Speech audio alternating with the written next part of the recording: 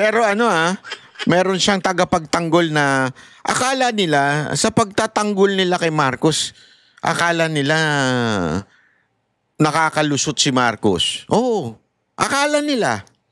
Yan ang di ba si Lacson, yan din ang bibig niya. Ito rin, may isa pa nagtatanggol sa kanya, si Tiangco.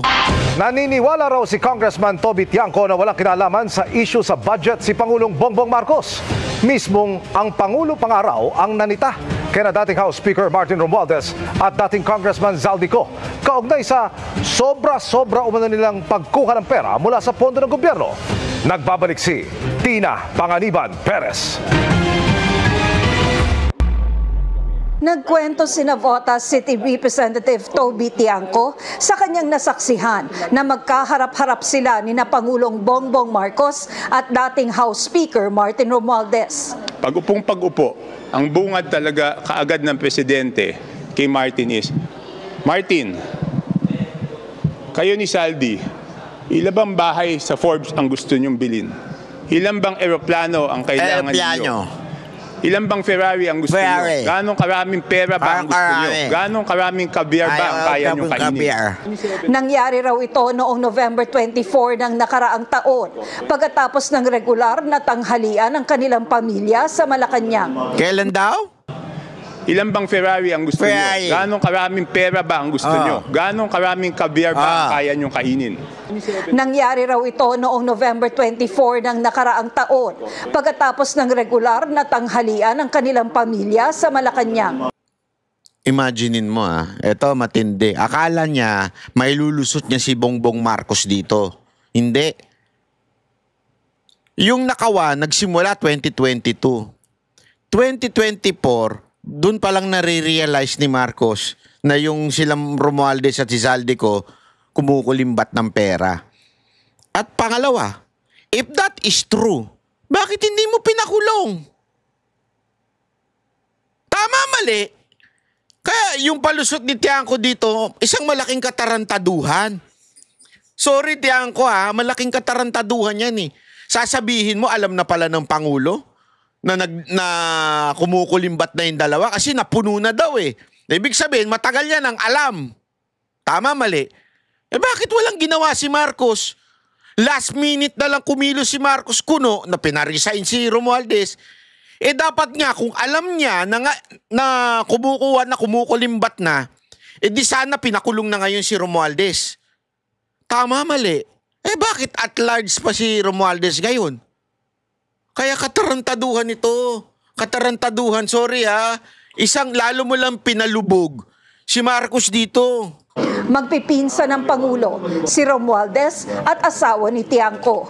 Doon niya pinagalitan si former Speaker Martin Romualdez. At sinabi na kayo ni Zaldico, sobra na kayo, kinukuha niyo lahat ng pondo at wala akong nagagawang flagship projects. Sabi ni Tiangco. So isipin mo yun, ganun katanga si Bongbong Marcos. Based sa pahayag nito ni Tiangco. One, inabot niya ng 3 taon bago ma-realize. 2, na-realize niya na, pero anong ginawa? Pinagalitan lang, hindi pinakulong. Anong katarantaduhan yan, Tiangco? Di ba? Katarantaduhan sorry for that term, pero that's the real term. Katarantaduhan niya sinasabi mo, Tiangco. Lalo mo lang isinusubo yung presidente mo. Dumaan na ang ilang taon, tsaka lang niya na-realize.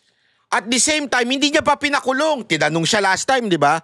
Kasangkot ba si Romualdez? Ang sagot niya, hindi.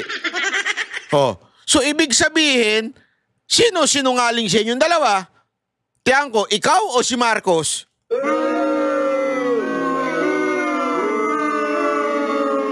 Di ba? Kalokohan. Pag-alaman niya kalaunan na nagalit ang Pangulo dahil nagsumbong daw ang Japan International Cooperation Agency o JICA sa Pangulo na ang counterpart na pondo ng Pilipinas para sa mga proyektong pinapondohan ng JICA ay tinanggal sa pambansang budget. Ang nangyari nung nangako si former Speaker Martin Romualdez na kung ano man yung tinanggal na mga flagship projects ay ibabalik sa BICAM. Nung lumabas yung BICAM, nung lumabas yung GAA noong January, wala yung mga projects na yun. Naniniwala raw si Tiangco na walang kinalaman ng Pangulo sa anomalya sa budget. Dahil pinsan niya si former Speaker Martin Romualdez, ang isip ng tao is pro-protection na niya. Kaya siya ay nalagay sa sitwasyon na kailangan niyang patunayan sa mga mamamayan na hindi niya pro-protectionan ang kanyang pinsan at no one is above the law. Dagdag ni Tiangco. Yung isa pa palang na sinabi niya in front of me is, kayo ni Saldi, ang dami yung kinukuha, grabe yung corruption sa House, at alam mo, Martin, wala akong natatanggap dyan. Ang sinasabi ni Martin, wala siyang natanggap. Ang sinasabi ni Saldi, wala siyang natanggap. Eh silang dalawa yung nagtuturuan eh. Hindi, kasama si Marcos doon. Kasama si Marcos na nagtuturuan doon. Silang tatlo nagtuturuan. Ayoko na nga magmura eh. Kasi nakakabuisit. Bilyon-bilyon na nawala. Tapos sasabihin nila, wala sa kanila nakatanggap. Sobra naman lokohan to. Di ba sobrang lokohan to mga kababayan? Niloloko tayo. Silang tatlo walang natanggap. Baka ikaw, Tiangco, may nakatanggap. Hindi, di ba? Alam nyo, mga kababayan, hindi natin kasi, sabi ko nga sa inyo, hindi pwede na ang pula ay sasabihin mo dilaw.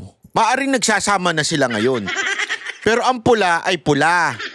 Ay, magkakaiba na lang na shades yan. Okay? So ano ibig ko sabihin? May nawala, may nanakaw, meron na rantado doon sa budget natin. Yeah? Meron, may kumuha, nawala, may ghost project. Ibig sabihin ng ghost project, ladies and gentlemen, may budget, ibinayad, pero walang proyekto. So ibig sabihin, yung pera na yon nawala. Malinaw na malinaw yon, nawala yung pera. Ngayon, magtuturoan kung saan napunta yung pera na yon.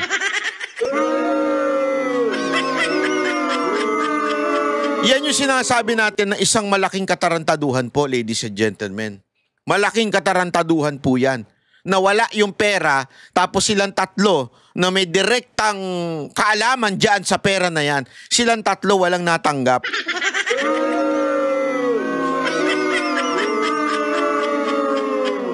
Tapos magtuturo pa ngayon. At saka yung palusot nga nito ni Tiangco na walang alam ang presidente, hindi ano. Ito lang kasimple, Tiangco, makinig ka mabuti. Sino ba ang pumirma? Kung alam pala ng presidente at nagagalit siya sa ginagawa ng kanyang pinsan, sabi mo nagalit, pinagsabihan niya si Romualdez, pero bakit niya pinirmahan? Bakit niya pinirmahan pa rin yung pinaka-corrupt na budget ng ating kasaysayan? Pinirmahan niya pa rin eh. Oo, may mga binawa siya insertion, pero nandun pa rin yung iba. So, ibig sabihin, alam niya pero pinayagan niya pa rin? Hindi pa rin totally clean yung budget ng 2025. O, akala ko ba sinabi mo alam na niya? O, hindi may pananagutan siya lalo. Naku po. Wala na. Kahit anong palusot ito ni Tiangco, wala. Sabit. So definitely, isa sa kanila may natanggap. Pero ngayon, pareho silang sinasabi na walang natanggap. Eh, saan napunta yung pera? Bakit mo nililigtas si Marcos? Napaka-obvious mo eh. Ang problema dito, napaka-obvious niya. Napaka-obvious ng kanyang bali, 'di ba? Doon sa issue. Why are you confirming agad-agad na walang natatanggap si Marcos? Bakit? 'Yun ang tanong, 'di ba? Amin ang reaksyon tungkol dito si Romualdez, pero wala pa siyang tugon sa ngayon. Para sa GMA Integrated News, Tina Panganiban Perez, nakatutok 24 oras. Ayun. Kami ang boses ng masa, hindi natatakot. Katotohanan lang, di kami nalulunod. Walang bahid ng sismis, lahat ay totoo. Kahit sino ka pa, pag mali ka babanatan ka. Walang pinipili kulay, wala kaming kinikilingan.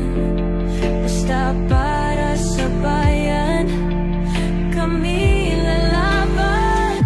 Pagdama palakpakan, pag mali banatan. Di matitinag, di matatakot, para sa bayan tuloy ang sigaw. Sa harap ng kamera, walang halong takot. Mga baluktot, lahat kayo'y tutok.